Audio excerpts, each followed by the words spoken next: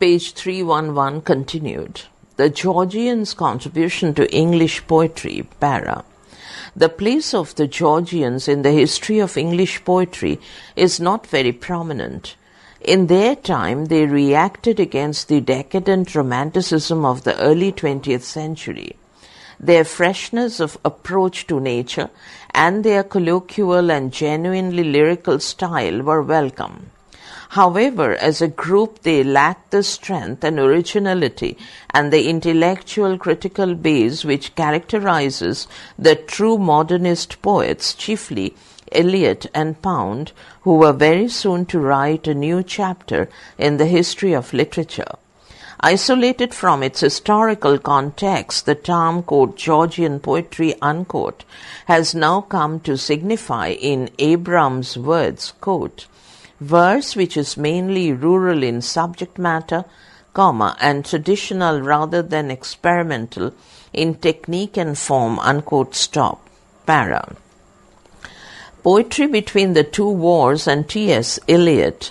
General characteristics.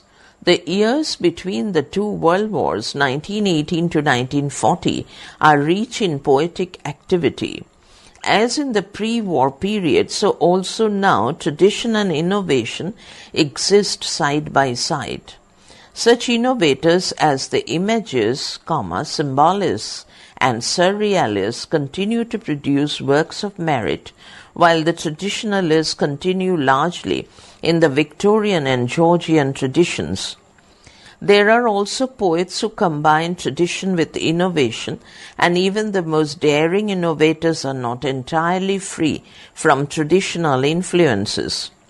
In the words of Samuel C. Chew, C-H-E-W, poetry during this period, quote, became obscure, experimental, irregular, antagonistic to didacticism, indifferent to any social value, the private language of small coteries,